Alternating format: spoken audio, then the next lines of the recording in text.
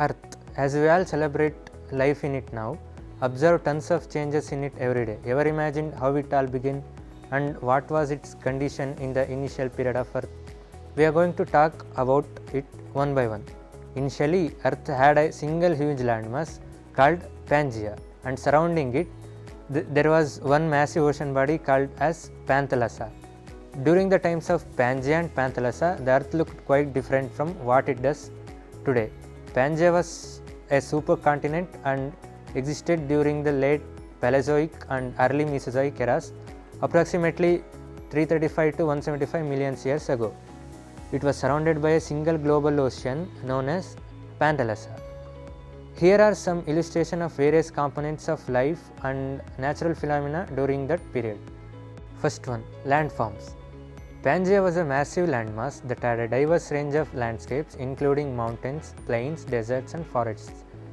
The continents were tightly packed together forming a contiguous landmass with no significant water barriers between them. The landscape was dominated by a vast interior desert such as Sahara Desert due to lack of moisture from the oceans. Second one, climate. The climate of Pangea was generally warm and tropical near the equator, but it became colder towards the poles. The interior of Pangea experienced extreme temperature variations between hot summers and cold winters, with the arid and semi-arid conditions prevailing in many areas due to the lack of proximity to ocean. Third one, flora. The plant life during the time of Pangea was dominated by ferns, cycads and conifers. These plants were well adapted to drier interior regions of Pangea, and vast forests covered many parts of the continent. There were also early forms of seed plants including early gymnosperms, which eventually gave rise to modern day conifers. Fourth one, fauna. The fauna during the time of Pangea was diverse and included early forms of reptiles, amphibians and insects. Some of the iconic prehistoric animals in this period include dinosaurs, early mammals and large amphibians like temnospondyls. Marine life in Panthalassa included a wide range of marine reptiles such as Ichthyosaurus and Plesiosaurus, as well as a various type of fish and marine invertebrates. Fifth one, oceans. Panthalassa, the global ocean that surrounded Pangea, was vast and had a diverse marine ecosystem. It was a home to a wide range of marine life including early forms of marine reptiles, fish and invertebrates. The ocean currents and weather patterns in Panthalassa were different from today due to configuration of the continents, which affected the global climate patterns. Sixth one, natural phenomena. During the times of Pangea and Panthalassa, the Earth experienced various natural phenomena including volcanic activity, earthquakes and climate changes. Volcanic activity was common along the edges of Pangea as the continents were still moving and undergoing tectonic activity. Earthquakes were also prevalent as the continents shifted and collided, causing a mountain building and seismic activity. Climate changes were driven by a variety of factors including changes in ocean currents, atmospheric conditions and continental positioning. Overall, the times of Pangea and Panthalassa were characterized by unique configuration of the continents with different climate, diverse flora and fauna, and distinct natural phenomena compared to the present day. The illustration of the period can be provided a glimpse into ancient Earth and the fascinating ecosystems that once existed during this time. First, Paleozoic ocean circulation, late Paleozoic glacial currents and Mesozoic ocean circulation. In the Paleozoic ocean circulation, Panthalassa had a relatively simple ocean circulation pattern due to the configuration of continents at the time. Also, there are geoscientific models that say that there may have been a large equatorial current that flowed westward, driven by the prevailing winds and the Earth's rotation.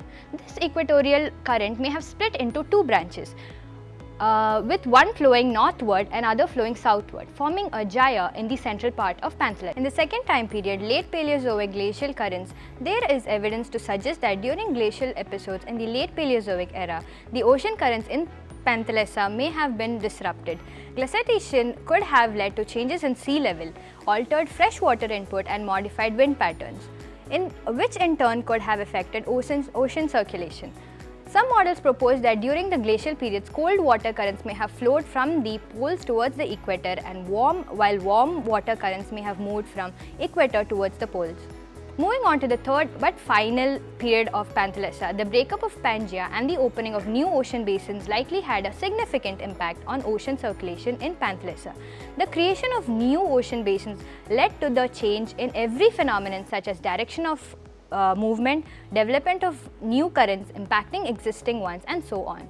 All these aspects are based on the interpretation of the existing research, and once the knowledge upon this widens from further advancements, the theories will eventually change. Let's not forget what we have dealt till now, and for next, let's get ready. Understanding the concept of continental drift is not always directly related with the understanding of ocean currents.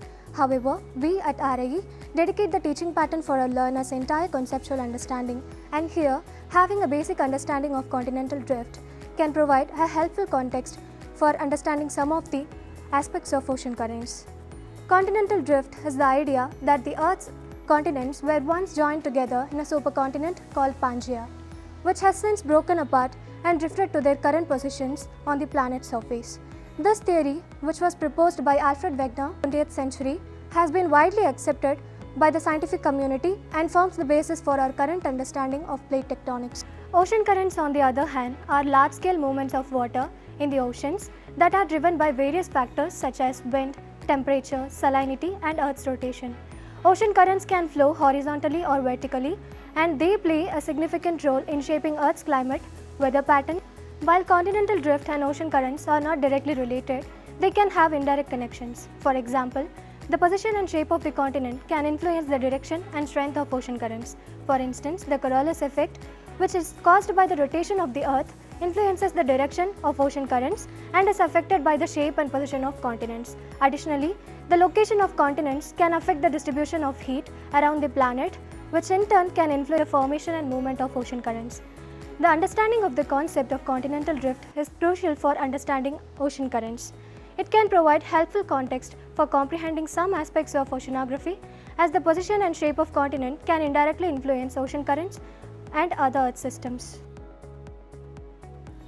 The theory of continental drift is the idea that the Earth's continent were once joined together in a single landmass called Pangea and have moved apart over millions of years ago. There are several theories that have been proposed to explain how continental drift occurred. Here are three of them. Wegener's theory of continental drift, proposed by German scientist Alfred Wegener in 20th century. This theory suggests that the continents were once a part of a supercontinent called Pangea, which gradually broke apart and moved to their current positions. Wegener supported his theory with evidence from fossils, rock formations, and paleoclimatic data that showed similar pattern of continents that are now far apart. However, this theory was initially met with skepticism and was not widely accepted until later 20th century, when the additional evidence such as seafloor spreading supported the idea of continental drift. Plate tectonic theory. This theory, which gained prominence in 1960s to 1970s, expanded on Wegener's idea and proposed that the Earth's lithosphere, that is the rigid outer layer of the Earth, is divided into several large plates that floated on the semi-liquid asthenosphere beneath them. These plates are constantly moving due to the connective motion of the asthenosphere, and their interaction of plates boundaries result in These plates are constantly moving due to the convective motion of the asthenosphere, and their interaction at the plate boundaries results in various geologic phenomena such as earthquakes, volcanoes, and mountain formations. Plate tectonics is now widely accepted and provides a comprehensive explanation for how continental drift occurs. Mantle convection theory. This theory suggests that the movement of the Earth's lithospheric plates is driven by convection currents in the semi-liquid asthenosphere beneath them. Heat from the Earth's interior causes materials in the asthenospheres to rise, and as it cools and becomes denser, it sinks back down. This cycle of rising and sinking creates a convection current that drags the overlaying lithospheric plate along with it. As plates move, continent attached to them also move and can eventually collide, separate or slide apart each other, leading to the continental drift. These three theories provide different explanations for how continental drift occurs, but they also support the idea that the Earth's continents have moved and still moving over geological timescales. Here, what we have to critically observe is that whenever there is any movement of landmass, there will be impact on its surrounding water bodies consequently. After the continental drift marked on Earth, there were significant changes in the ocean changes, about which we will be discussing in the following parts of the session. After the world transformed from Pangea and Panthalassa to the world we see today on the map, we evidently observe a ton of changes. And remember, with the change in landmass, there will be certainly impact on its surrounding water body. So after Pangea broke up into several parts, the water accumulated between them. Then on, there were even continental drift changes. Unlike ocean currents in the period of Panthalassa, now they play a very crucial role in regulating planet's climate and have a significant impact on marine ecosystems and human activities such as shipping, fishing and so on. Now let's sort and make an attempt to understand them in a clear manner. Ocean currents help in regulate global climate by redistributing heat around the planet. In simple words, it cools down the hot regions and heats up the cool regions by carrying the water around these places. This regulates Earth's climatic system, weather patterns, precipitation, temperature distribution, which in turn affects ecosystem and economic activities such as agriculture, fishing and tourism. This supports the productivity and diversity of marine ecosystems, including commercial fish stocks, which forms the basis of many economics depending on the fishing and aquaculture. Ocean currents influence global shipping routes and trade patterns. Major ocean currents are used by shipping companies to transport goods around the world more efficiently due to their force, power and direction of flow that helps reduces human efforts. Surface currents.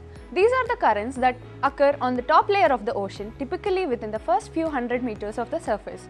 Surface currents are driven by wind patterns, and their direction and speed can vary depending on the factors such as wind strength, Earth's rotation and shape of the coastlines.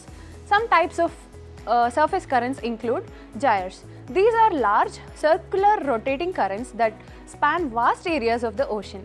Gyres are driven by a combination of wind patterns and the rotation of the Earth. Equatorial currents. These are the currents that flow along the equator, driven by trade winds. In northern hemisphere, equatorial currents generally flow from east to west, while in the southern hemisphere they flow from west to east. Western boundary currents. These are fast-flowing currents that flow along the western edges of ocean basins, such as the Gulf Stream in the North Atlantic Ocean and the Kuroshio Current in the North Pacific Ocean. Western boundary currents are warm currents that transport heat from the tropics towards the poles. Eastern boundary currents. These are slower flowing currents that flow along the eastern edges of the ocean basins, such as the California Current in Eastern Pacific Ocean and the Canary Current in the Eastern Atlantic Ocean. Eastern boundary currents are cold currents that transport cooler water from higher latitudes towards the equator. Deep ocean currents. These are the currents that occur in the deep layers of the ocean below the surface level. Deep ocean currents are driven by the differences in the water density and temperature rather than by wind patterns. Some types of deep ocean currents include thermohaline circulation, also known as the global conveyor belt. Thermohaline circulation is a system of deep ocean currents that are driven by the differences in the water density due to variation in temperature and salinity. Cold, dense water sinks into the deep ocean, flows towards the equator and then rises to the surface in other regions, forming a continuous loop. Antarctic bottom water. This is a type of deep ocean current that forms in the southern ocean around Antarctica. It is the densest water in the world oceans and sinks to the bottom, flowing northward along the ocean floor towards the equator. Mediterranean outflow water. This is a type of deep ocean current that originates in the Mediterranean Sea and flows out into the Atlantic Ocean at depth. It is a dense, saline current that contributes to the global thermohaline circulation. Additionally, we have something popularly known as major and minor currents. You guessed it right. In the next segment, we'll deal with these major and minor ocean currents. As we previously saw, major oceanic current plays a crucial role in shaping Earth's climate, influencing weather patterns and supporting a marine ecosystem. These vast movements of water are driven by various factors including wind, temperature and salinity gradients and have far-reaching effects on both global and regional scales. In the critical essay, we will explore the significance of major oceanic currents and look at their examples. Major currents are primarily driven by two types of forces. One, surface currents, and second one is deep currents. Surface currents are influenced by wind patterns and the earth rotation, while deep currents are influenced by the differences in water density caused by temperature and salinity variations. These currents can travel thousands of kilometers, connecting different ocean basins and affecting climate patterns around the world. Now, let's look at some of the major currents of the world. First one is Gulf Stream.